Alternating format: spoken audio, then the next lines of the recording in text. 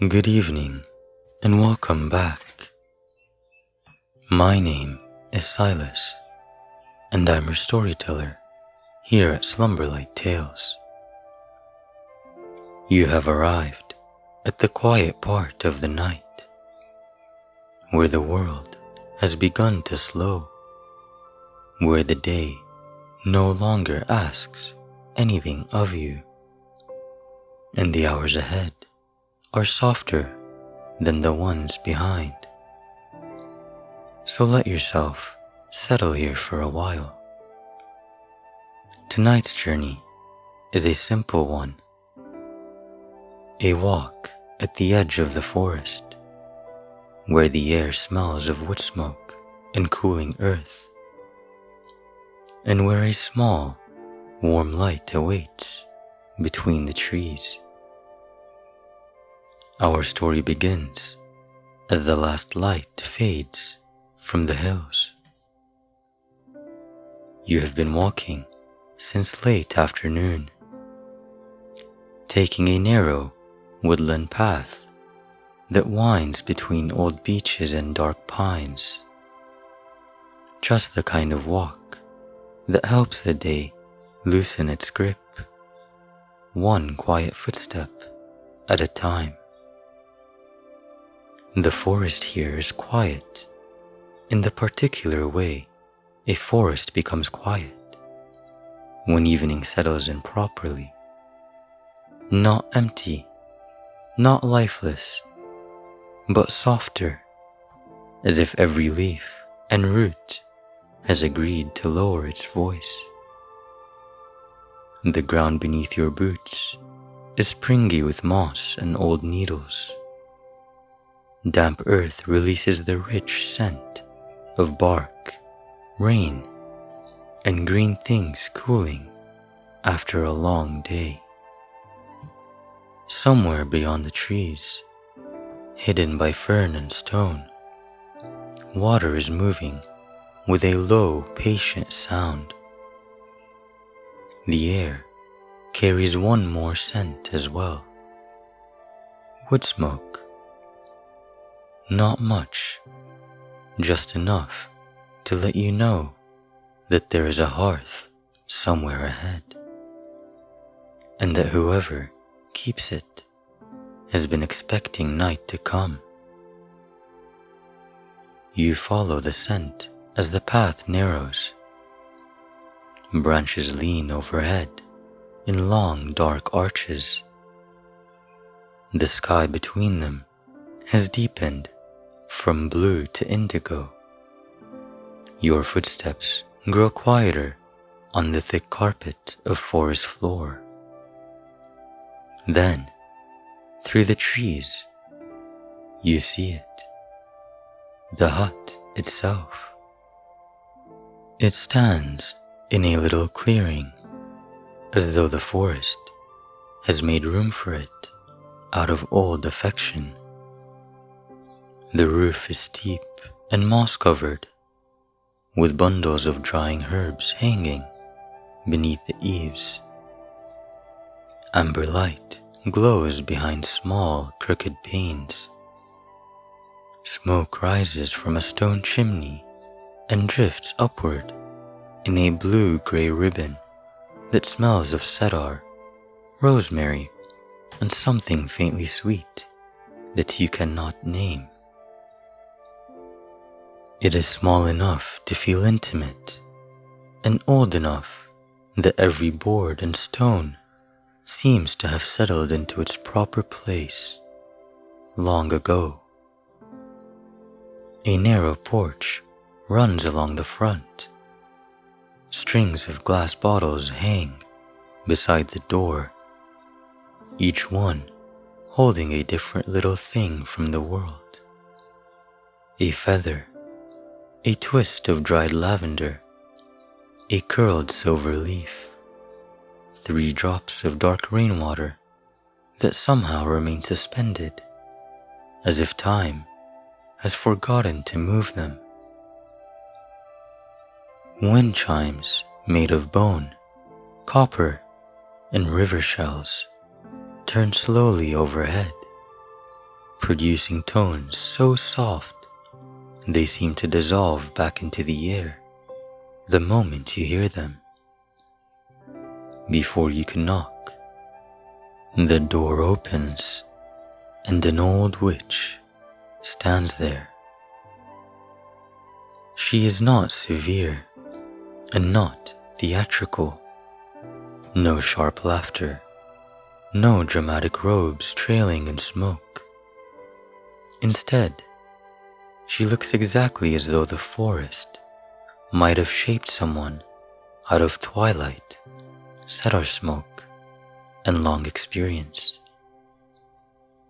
Her hair, silver white and loosely braided, has slipped free in soft wisps around her face. Her dark dress is layered with aprons and shawls in faded green, brown, and amber. Small charms hang from cords at her waist, polished acorns, a silver key, a bit of sea glass cloudy with age. Her eyes rest on you with a gentle certainty of someone who noticed you coming long before you arrived. "There you are," she says. Her voice is low and kind, touched by the calm roughness of age and the warmth of a room that always has a kettle on the fire. "You made it before the good steeping hour. Come in then, no sense letting the evening stand out in the cold," she continues. You step inside, and warmth receives you.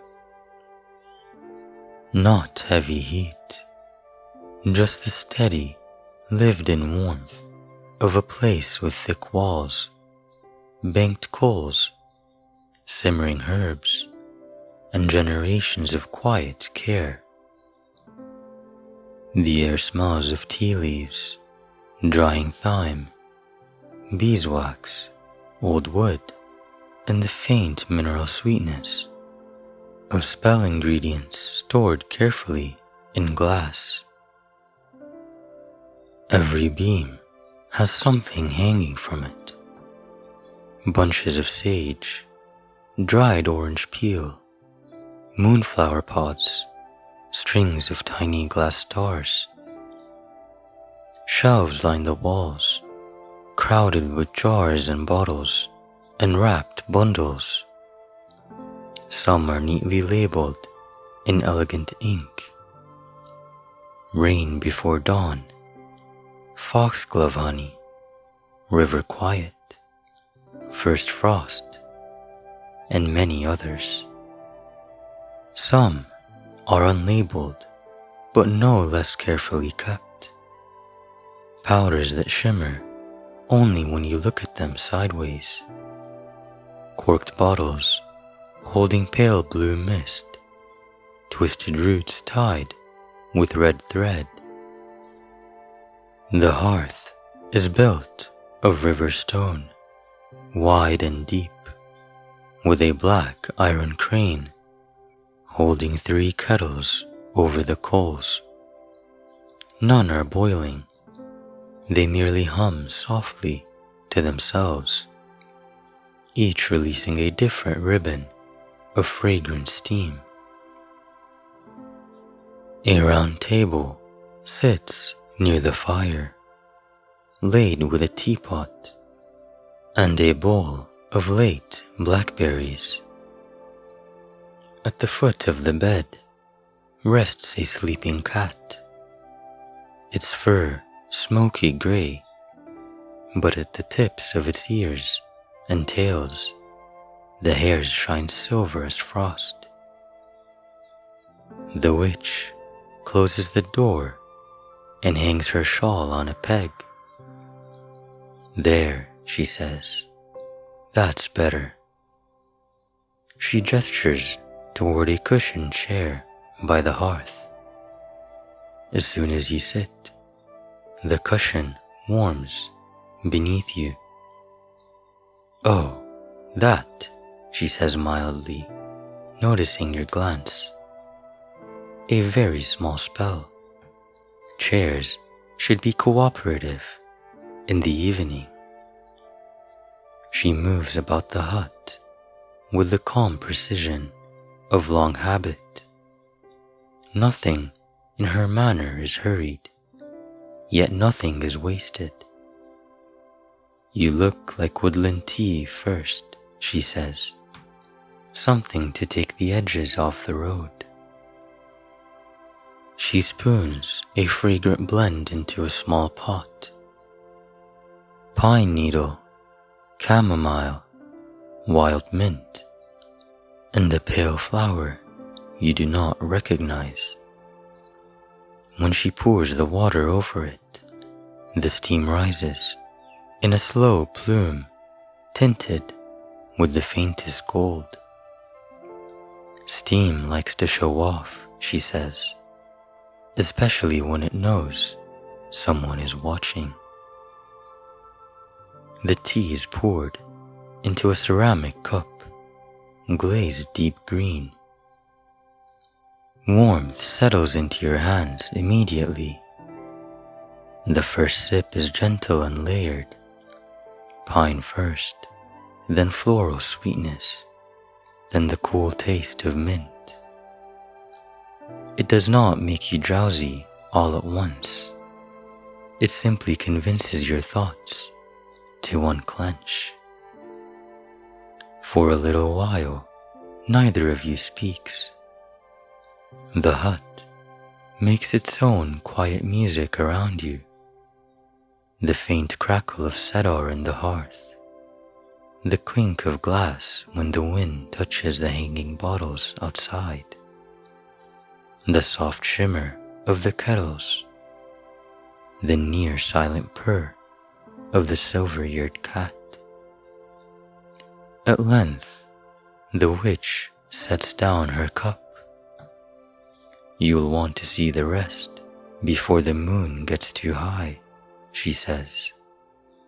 "The forest behaves best for me in the first part of the night." She rises and takes a lantern from a hook by the door.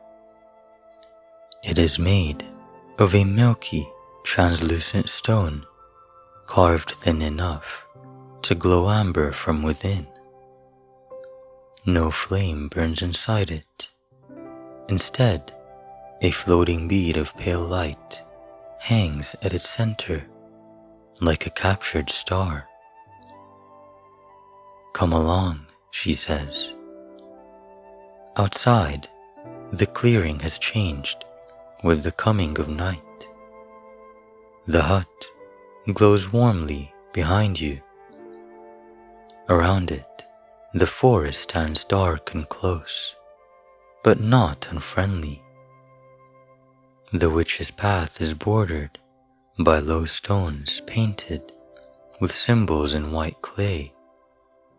Spirals, leaves, stars, little crescent shapes that seem to brighten when the lantern passes them.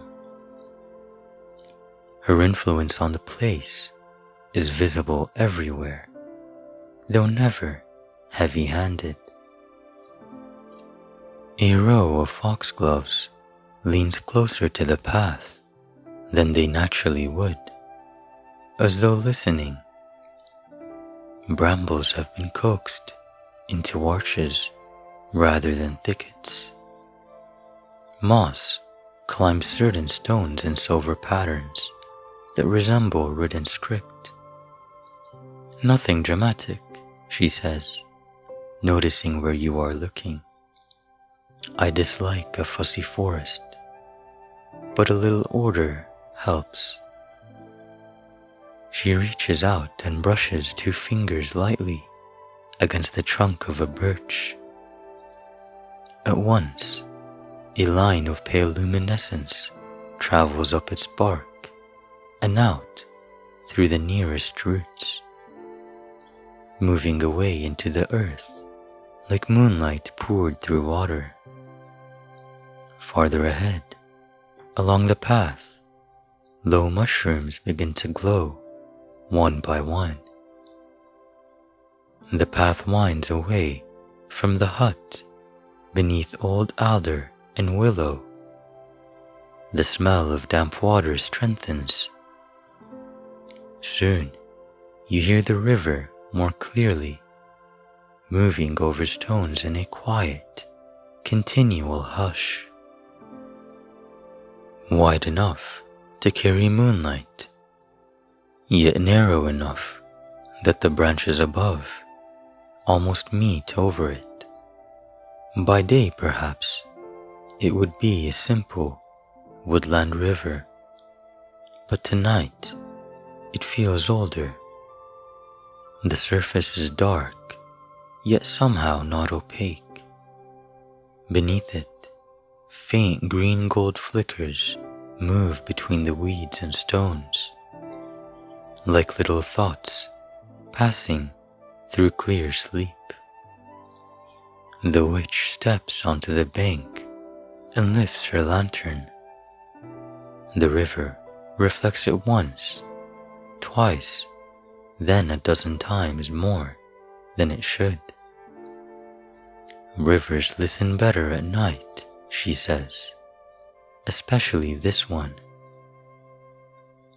From the pocket of her apron, she takes a narrow vial filled with something like powdered pearl. She tips a little into her palm, then lets it scatter over the current. At once, the water begins to glow. Not brightly, it happens in threads. Silver runs along the edges of the current, then pale blue gathers in the deeper pockets. Then a soft green light rises from the riverbed itself, so that the whole stream begins to shine from within. The banks brighten too, lit by the reflected glow. Reeds become silver wires. Overhanging branches shine along their edges. There, she says, pleased. That's more like it. The witch crouches and trails her fingers above the surface, not touching, merely guiding.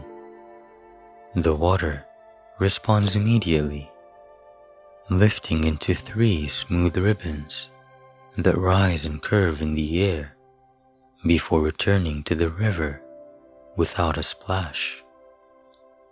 A small river spell, she says, good for coaxing fish, lighting crossings, or improving the general mood. She points with one finger toward the far bank. The water there brightens, and for a moment, the current forms a clear round pool that reflects not the trees above, but a sky full of slow-moving stars, deeper and nearer than the sky you actually see. The river knows a few skies, she says softly. After a while, she leads you upstream to a narrow bend where smooth stones form a natural seat beside the bank. Here, she opens a little leather satchel and removes a squat bottle of dark purple glass. This one is for listening, she says. A faint violet mist spills out and drifts low over the water. Wherever it passes, the sound of the river changes. What was already soothing becomes layered with something else. Distant bells, perhaps, or reeds in wind, or the softest imaginable music played too far away to interrupt the quiet. Water always has several songs at once, the witch continues. Most people only hear the top one. When you return to the clearing, the hut feels warmer than before. The witch pauses on the porch and lifts her hand toward the roof. The hanging bottles ring softly. At once, the smoke from the chimney changes color. Not sharply, just enough for you to notice. It goes from ordinary gray to a dusky lavender threaded with silver. A weathering charm, she explains, keeps the dew from soaking the roof unless the stars know where to find me. Inside again, the witch sets the lantern down and moves straight to the shelf of bottles above the table. Now, she says, something a little dreamier. She selects 3 jars. One holds dried blue petals flecked with gold. One contains long, curled leaves pale as sage. The third is full of tiny, translucent seeds that chime against the glass like fine sand. These are moon thistle, hush leaf, and dream fennel, she says. A great blend for seeing farther than the room without ever really leaving it. The brew turns slowly from clear to pale silver blue. When she brings it to you, the steam drifting from the cup smells cool and floral, like night gardens after rain. This won't send you anywhere alarming, she says. I don't care for alarming tea. The first sip tastes of sweet herbs and something almost like pear, followed by the clean brightness of fennel seed and a faint mineral note like clear well water. The room softens, not in a dizzying way. Nothing tilts, nothing disappears. It is just that the edges of things grow kinder. Firelight becomes rounder. Shadows turn velvety. The little glass bottles hanging by the window begin to glow with colors too subtle to have names. The silver-eared cat stretches, and in the space behind it, you notice, for the first time, a small painted door, no taller than your hand, built into the baseboard. The witch follows your gaze. Oh, yes, she says. That goes where spare dreams wait until someone has use for them. She lifts a finger and traces a circle over the hearth. The sparks rising from the cedar gather briefly into shapes. A hair made of amber light, a ship drifting through cloud, a row of tiny houses under snow. Then all of them loosen and float upward into nothing. House spells, she says, mostly decorative. A home ought to have a little wonder in the corners. She shows you more as the dream tea settles through you. A cupboard that is larger on rainy nights because wet weather makes the crockery restless. A broom in the corner that, when thanked politely, sweeps around the chair legs without complaint. A window over the sink that never shows exactly the same moon twice because the glass was made with a drop of tide water in it. On the wall opposite the bed hangs a collection of old spoons made of tin, wood, and shell. Stirring spoons, the witch says, for different things: storm broth, lavender syrup, fever tea, sleep cordial. She opens a drawer and shows you her packeted spells. They are not grand scrolls sealed in wax, just folded papers and bits of cloth tied with thread, each one labeled in her neat hand.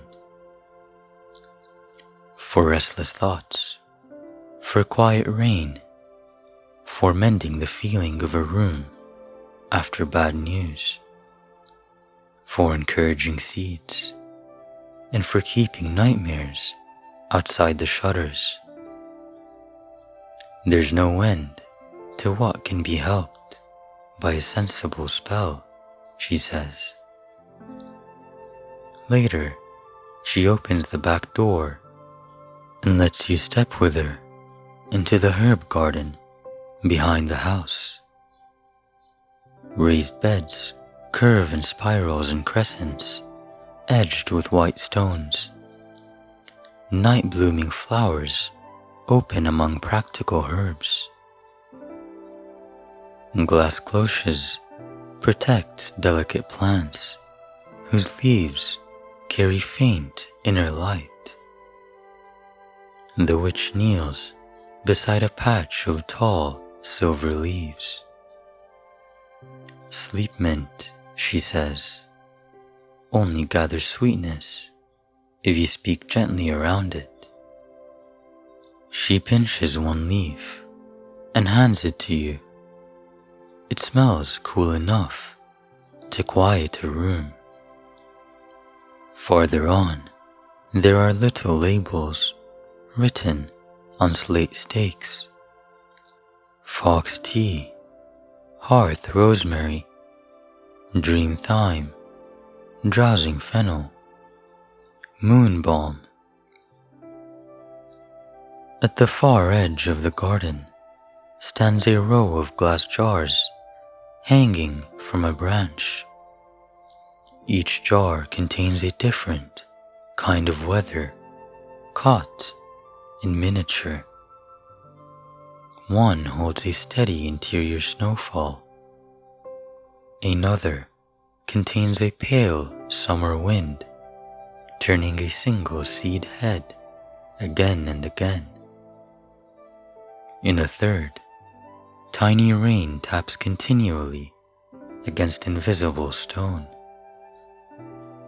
The potions room was too crowded, she says. Besides, weather prefers fresh air. She leads you beyond the garden to the edge of the orchard, where plum trees stand in a neat crescent. Their branches are tied with dark ribbons, hung with little brass moons. Beneath them, the grass is thicker and softer than anywhere else in the clearing. This is where the sleeping spell settles, she says quietly, not to put anyone down all at once, just to make the ground remember how to be gentle. When you return to the hut for the final time, the witch reaches for a squat stone bottle with no label at all. This, she says, resting a hand on it, is the last cup, the simplest one. She pours a little into a kettle, then adds hot water and nothing else. The fragrance is almost impossible to separate into parts. Honey, perhaps, linden blossom, warm milk, the memory of hay in late summer, the safe smell of old wood and banked fire. It's only a sleeping spell if you insist on naming it, she says. I call it evening tea. The cup she gives you is warm and pale in your hands. You drink, and warmth unfolds through you as though someone has laid a second, gentler night over the first one. The witch settles by the hearth once more, her own cup cradled in both hands. You can stay until the dreaming starts, she says. She reaches for a bit of mending in a basket beside her chair and begins to stitch with tiny, neat movements. Now and then she speaks, not because silence needs filling, but because a room this peaceful can hold a few more gentle things. And as the tea settles through you, the room seems to rock very slightly, not in motion, but in comfort, like a small boat at anchor. The sounds around you grow softer. The cat purrs once in its sleep. A coal shifts in the hearth. One kettle gives a quiet, settling sigh. Your gaze drifts toward the window. Outside, the clearing is washed in moonlight. The weather jars glimmer faintly in the garden, and beyond them, the trees stand close and calm. Far off, through the trunks, the river still holds a trace of its glow, winding through the woods like a slow ribbon of light. Nothing feels unusual now, only gently magical. And even the magic feels lived in and restful. The witch sets aside her mending. That should do, she says softly. She adds a small cedar branch to the fire, and a warm, resinous scent rises into the air. Then she lowers the lamp, and the hut settles into its gentlest light. At the doorway, she pauses and looks back at you with the same quiet knowing. You needn't worry about the way home tonight, she says. The forest knows when to be quiet. Then she disappears into the softer shadows, leaving only the fire, the warm chair, the silver cat, and the hush of a place where every spell has been made for comfort. And as you sit there by the hearth, held in that quiet warmth, a deeper calm begins to gather, slowly, gently, like lanternlight in a window, like moonlight on a river, like sleep finding its way to you through the trees.